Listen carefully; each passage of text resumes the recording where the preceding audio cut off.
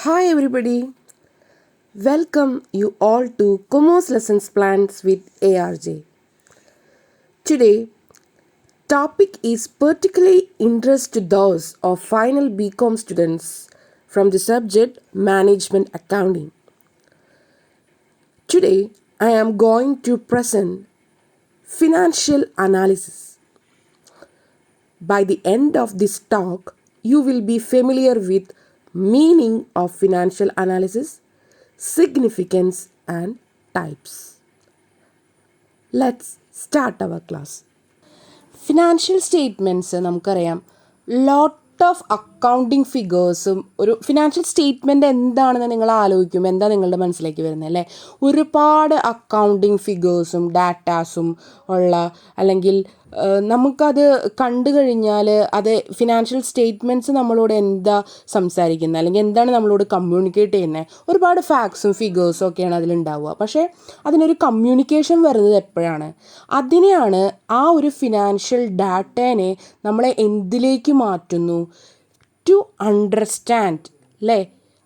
മനസ്സിലാക്കുന്ന രീതിയിലേക്ക് അതിനെ അനാലിസിസ് ചെയ്ത് സ്റ്റഡി നടത്തി അതിൻ്റെ റിപ്പോർട്ട് കൊടുക്കുമ്പോഴാണ് അത് നമുക്ക് എന്ത് മനസ്സിലാവുന്നത്? വെദർ ഇറ്റ് ഈസ് പ്രോഫിറ്റബിൾ അല്ലെങ്കിൽ ഫിനാൻഷ്യൽ പൊസിഷൻ എന്താണെന്നൊക്കെ മനസ്സിലാക്കാൻ പറ്റുന്നുള്ളൂ. സോ ഫിനാൻഷ്യൽ സ്റ്റേറ്റ്മെൻറ്റ്സ് മാനേജ്മെൻറ്റിൻ്റെ എഫിഷ്യൻസി ഒരിക്കലും മനസ്സിലാക്കാൻ പറ്റില്ല. ഫിനാൻഷ്യൽ സ്റ്റേറ്റ്മെൻറ്റ്സ് കണ്ടുകൊണ്ട് നമുക്കത് മനസ്സിലാക്കാൻ പറ്റില്ല, അല്ലെങ്കിൽ ഫേമിൻ്റെ സ്ട്രെങ്ത്തും വീക്ക്നെസ്സും നമുക്ക് മനസ്സിലാക്കാൻ പറ്റില്ല. ബട്ട് നമുക്കതിൽ നിന്ന് കുറച്ച് കൺക്ലൂഷൻസ് ഉണ്ടാക്കാൻ പറ്റും. സോ ആ ബേസിസ് ഓഫ് ദീസ് കൺക്ലൂഷനാണ് നമുക്ക് ബിസിനസ് ചെയ്യാനായിട്ട് മാനേജ്മെൻറ്റിനെ സഹായിക്കുന്നത്. So it is necessary to analyse the financial statements in order to understand more about the profitability and financial positions of a business. So, definition of financial analysis നമുക്ക് പറയാം.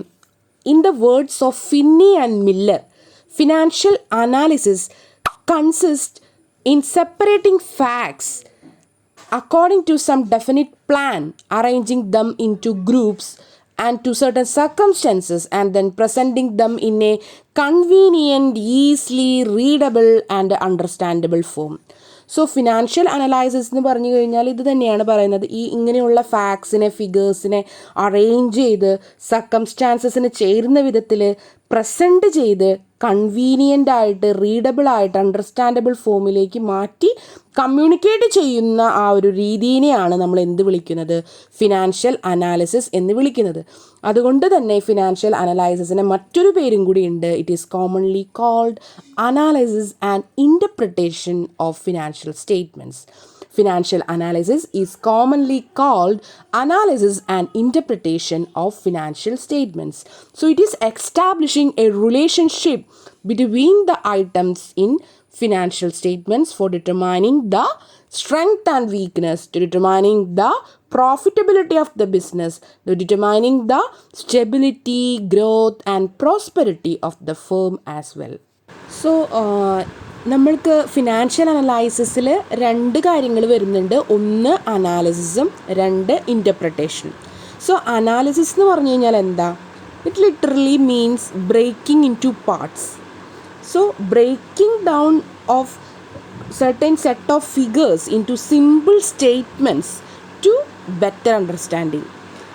അതായത് ഒരു financial സ്റ്റേറ്റ്മെൻറ്റ്സിനെ അല്ലെങ്കിൽ ഒരു കോംപ്ലക്സ് സെറ്റ് ഓഫ് ഫിഗേഴ്സിനെ simple statement ആക്കിയിട്ട് മാറ്റി ബെറ്റർ അണ്ടർസ്റ്റാൻഡബിൾ സ്റ്റേജിലേക്ക് മാറ്റിയെടുക്കുക, അല്ലെങ്കിൽ ക്രിട്ടിക്കൽ എക്സാമിനേഷൻ ഫിനാൻഷ്യൽ ട്രാൻസാക്ഷൻസിനെ ഡെഫിനിറ്റ് പീരീഡ് ഓഫ് ടൈമിൽ നടത്തിയെടുക്കുന്നതിനെയാണ് നമ്മൾ അനാലിസിസ് എന്ന് പറയുന്നത്. ദെൻ ഇൻ്റർപ്രിട്ടേഷൻ എന്ന് പറഞ്ഞു കഴിഞ്ഞാൽ എന്താ? It literally means to explain the meaning of, അല്ലേ? സോ ഇൻ്റർപ്രിട്ടേഷൻ എന്ന് പറഞ്ഞു കഴിഞ്ഞാൽ എക്സ്പ്ലെയിനിങ് ദ മീനിങ് അല്ലെങ്കിൽ ഇമ്പോർട്ടൻറ്റ്, സിഗ്നിഫിക്കൻസ് ഓഫ് ദ ഡാറ്റാനെ എടുത്തു കാണിക്കുക എന്നുള്ളതാണ്. അപ്പോൾ അങ്ങനെയാണ് നമുക്ക് എന്ത് മനസ്സിലാക്കുന്നത്? കമ്പനിയുടെ ഫിനാൻഷ്യൽ പൊസിഷൻ അല്ലെങ്കിൽ കമ്പനിയുടെ ഏർണിംഗ് കപ്പാസിറ്റി നമുക്ക് സാധാരണ ഒരു ഓർഡിനറി പേഴ്സൺ, ഒരു പബ്ലിക്കിന് മനസ്സിലാകുന്നത് ഇങ്ങനെ ഇൻ്റർപ്രിറ്റ് ചെയ്യുമ്പോഴാണ്. So interpretation means explaining the financial statements on the basis of analysis. So analysis means breaking into part, or it is a process of breaking down a set of fact and figures into simple statements in order to better understanding. And then interpretation means to explain the meaning of. So interpretation explain the meaning and significance of the data in order to explain the financial position, earning capacity of the business. Then financial statement analysis ന്റെ objectives നമുക്ക് നോക്കാം. So important objectives of analysis and interpretation of financial statements are basically എന്താ, it helps in economic decision making. അതാണ് ഇതിൻ്റെ main important ആയിട്ടുള്ള ഒരു objective. Economic decision മേക്കിങ്ങിന് help ചെയ്യുക. And also to judge the financial health of the firm. Health of the firm ഇവിടെ ഉദ്ദേശിച്ചത് financial position അഥവാ ഫിനാൻഷ്യൽ പെർഫോമൻസ് എങ്ങനെയാണ് ഫേമിൻ്റെ എന്നുള്ളത് മനസ്സിലാക്കിയെടുക്കുക. And also to ascertain the operating performance എങ്ങനെയാണെന്നും മനസ്സിലാക്കാൻ പറ്റണം. ആൻഡ് ടു ഗോജ് ദ ഡെപ്റ്റ് servicing capacity of the firm. എന്താ ഡെപ്റ്റ് സർവീസിങ് കപ്പാസിറ്റി പറഞ്ഞു കഴിഞ്ഞാൽ, അല്ലെങ്കിൽ ഡെപ്റ്റ് കപ്പാസിറ്റി എന്ന് ഇവിടെ ഉദ്ദേശിക്കുന്നത് എന്താണ്? അതായത് ഫേമിന് തൻ്റെ ലൈബിലിറ്റീസിനെ സോർട്ടപ്പ് ചെയ്യാനായിട്ടുള്ള എബിലിറ്റി ഉണ്ടോ എന്നാണ് ഡെപ്റ്റ് കപ്പാസിറ്റി എന്ന് കൊണ്ട് ഉദ്ദേശിക്കുന്നത്. And to understand the long term and short term solvency. That means solvency, liquidity of the business, cash running liquidity, working capital management ഉണ്ടോ എന്നാണ് നോക്കുന്നത്. And to know the return of capital employed or invested. So to measure the managerial efficiency of the firm, to decide about the future prospect of the firm. So ഇത്രയെല്ലാമാണ് objects of financial അനാലിസിസിൽ നമുക്ക് പറയാൻ പറ്റുന്നത്. So objectives of analysis എന്ന് പറഞ്ഞു കഴിഞ്ഞാൽ it it's basically നമുക്ക് എങ്ങനെയൊക്കെ തിരിക്കാം? Profitability, solvency, ownership, financial strength, trend and gearing and cover. So I think you are very well clear about the meaning, definition and objectives of financial analysis. Next, we will move to the types of financial statement analysis. Financial statement analysis can be classified in 3 ways. First classification is on the basis of material used, and second classification is on the basis of objectives, and the third classification is on the basis of mode of operation. So the first classification is material used. So material used financial analysis can be of 2 types, that is external analysis and internal analysis. And the external analysis parna, external analysis, this type of analysis is for those who are outsiders of the business. അതായത് outsiders, other stakeholders of the business ആയിട്ടുള്ള investors, creditors, government, ഇങ്ങനെയുള്ള പേഴ്സൺസിന് വേണ്ടിയിട്ട് financial statements publish ചെയ്യുന്ന ആ ഒരു അനാലിസിസിനെയാണ് നമ്മൾ എന്ത് വിളിക്കുന്നത്? എക്സ്റ്റേണൽ അനാലിസിസ് എന്ന് വിളിക്കുന്നത്. Then next internal analysis. ഈ analysis is done by those who are internally related to the business. അപ്പോൾ internally related to the business എന്ന് പറഞ്ഞു കഴിഞ്ഞാൽ ആരാ? It is for the level of managements, executives or employees of the firm. So ഏതൊരു ഫേമിന് statutory control ഉള്ളവർ അവർക്കുള്ള analysis സ്റ്റേറ്റ്മെൻറ്റ്സുകൾ പ്രൊവൈഡ് ചെയ്യുന്നതിനെയാണ് ഇൻറ്റേർണൽ അനലൈസിസ് എന്ന് വിളിക്കുന്നത്. So first classification is on the basis of material used, external analysis and internal analysis. Then second classification on the basis of objectives of the analysis. On the basis of the objectives, short term analysis and long term analysis. It is made to determine the short term solvency, liquidity and earning capacity of the business. So ഈ short term analysis എന്ത് വേണ്ടിയിട്ടാണ്? That is for the short term requirement. Short term analysis എന്ന് പറഞ്ഞു കഴിഞ്ഞാൽ അതെന്തിനു വേണ്ടിയിട്ടുള്ളതായിരിക്കും? Short term റിക്വയർമെൻറ്റ്സിന് വേണ്ടിയിട്ട്. അതായത് whether the business have adequate fund ഉണ്ടോ. സോ ഇത് എപ്പോഴും ബേസ് ചെയ്യുന്നത് കറണ്ട് അസറ്റ്സോ കറണ്ട് ലൈബിലിറ്റിയുടെ അവൈലബിലിറ്റി, അതായത് വർക്കിംഗ് ക്യാപിറ്റലിൻ്റെ കറണ്ട് പൊസിഷൻ എങ്ങനെയാണെന്ന് മനസ്സിലാക്കുന്നതിന് വേണ്ടിയിട്ടുള്ള അനാലിസിസാണ് ഷോർട്ട് ടേം അനലൈസിസിൽ ഉണ്ടാവുക. So it is to determine the short term solvency, short term liquidity and earning capacity of the business. So ഇതെല്ലാം കറണ്ട് പൊസിഷനെയാണ് സൂചിപ്പിക്കുന്നത്. So this is based on the basis of the current assets and current liabilities of the company. Then on the basis of the objective, then next classification in objectives, that is long term analysis. So ഇത് long term solvency, stability, future earning capacity നെ കുറിച്ചിട്ടുള്ളതാണ്. So it is to know about whether the business will be able to earn sufficient amount of rate of return on investment. So എന്തിനു വേണ്ടിയിട്ടാണ്? To provide fund for the future growth, expansion, development, മോഡേണൈസേഷനൊക്കെ വേണ്ടിയിട്ടുള്ള sufficient fund provide ചെയ്യുന്നതിന് വേണ്ടിയിട്ടാണ്, അല്ലെങ്കിൽ അങ്ങനെയുള്ള purpose of analysis നടത്തുന്നതിനെയാണ് നമ്മൾ എന്ത് വിളിക്കുന്നത്? ലോങ് ടേം അനാലിസിസ് എന്ന് വിളിക്കുന്നത്. Then the third and last classification is on the basis of the modes of operation. Modes of operation, financial analysis can be of two types, that is horizontal analysis and vertical analysis. Horizontal analysis എന്ന് പറഞ്ഞു കഴിഞ്ഞാൽ എന്താ? So horizontal analysis എന്ന് പറഞ്ഞു കഴിഞ്ഞാൽ എന്താ? When financial statements for a number of years are analyzed, the analysis is called horizontal analysis. അതായത് four example നമുക്ക് ഇപ്പോൾ നമ്മുടെ കമ്പനിയുടെ പ്രോഫിറ്റബിലിറ്റിയുടെ ട്രെൻഡ് നമുക്ക് മനസ്സിലാക്കണം. അതായത് ഒരു 5 ഇയേഴ്സോ 10 ഇയേഴ്സോ എടുത്തിട്ട് നമുക്ക് അതിൻ്റെ പ്രോഫിറ്റബിലിറ്റി ട്രെൻഡ് മനസ്സിലാക്കണം. സോ ഇത്തരത്തിലുള്ള ഒരു അനാലിസിസിനെ നമുക്ക് ഡൈനാമിക് അനാലിസിസ് എന്ന് വിളിക്കാം. ബിക്കോസ് എന്താ? ഡൈനാമിക് എന്ന് പറഞ്ഞു കഴിഞ്ഞാൽ എന്താ അർത്ഥം? ചേഞ്ചസ് ഹാപ്പനിങ് അല്ലേ? സോ ആ ചേഞ്ചസിനെ അനലൈസ് ചെയ്യുന്ന സ്റ്റഡി ആയിട്ടാണ് നമുക്ക് എന്തിനു പറയുക? ഹൊറിസോണ്ടൽ അനാലിസിസ് എന്ന് പറയാൻ പറ്റുക. സോ ജനറലി നമ്മൾ ഉപയോഗിക്കുന്ന ടെക്നിക്കുകൾ ഏതൊക്കെയാണെന്ന് വെച്ചാൽ, comparative balance sheet and profit and loss account നമുക്ക് ഹൊറിസോണ്ടൽ അനലൈസിസ് പറയാം. അതുപോലെ ട്രെൻഡ് അനാലൈസിസ് ടെക്നിക്കും നമുക്ക് ഹൊറിസോണ്ടൽ അനലൈസിസ് ആണെന്നും പറയാം. So these are all study of profitability trends for a period of 5 or 10 years ആണ്. So in these type of financial statements, number of years are analyzed. Then second analysis, that is vertical analysis. ഇതെന്ന് പറഞ്ഞു കഴിഞ്ഞാൽ it is refers to the analysis of the mutual relationship between the different items in the financial statements of a particular date. അതായത് ഒരു particular date വെച്ചിട്ട് different items തമ്മിലുള്ള analysis ആണ് നടക്കുന്നത്. അല്ലെങ്കിൽ ഒരു സിംഗിൾ പീരീഡിൽ നടക്കുന്ന ഒരു quantitative relationship among the various items of the financial statement ആണെന്ന് പറയാം.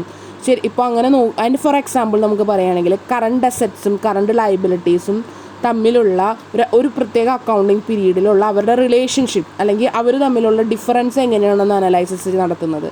സോ ഇതെന്ത് അനാലിസിസാണ്? സ്റ്റേറ്റിക് അനാലിസിസ് ആണ്.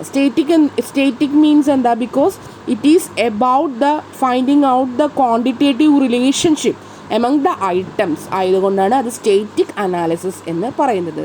So on the basis of the modes of operation, financial analysis can be of 2 types, horizontal analysis and vertical analysis.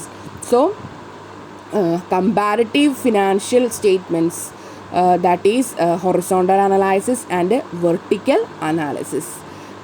So tools of financial statement analysis are comparative financial statements, common size financial statements, trend analysis and ratio analysis.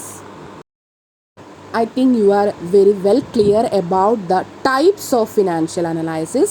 So financial analysis can be classified in 3 ways: on the basis of materials used, on the basis of objectives of the analysis, and on the basis of modes of operations.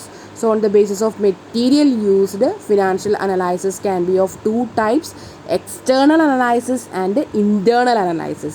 External analysis is a type of analysis for the outsiders of the business, such as investors, creditors, government, etc. Internal analysis is those type of business for the outsiders. Internal analysis is done by those who are internally related to the business, such as executives, employees, government agencies who have statutory control over the firms. Then on the basis of objectives of the analysis, short-term analysis and long-term analysis. Short-term analysis is for to analyze whether the business have adequate fund for short-term requirement.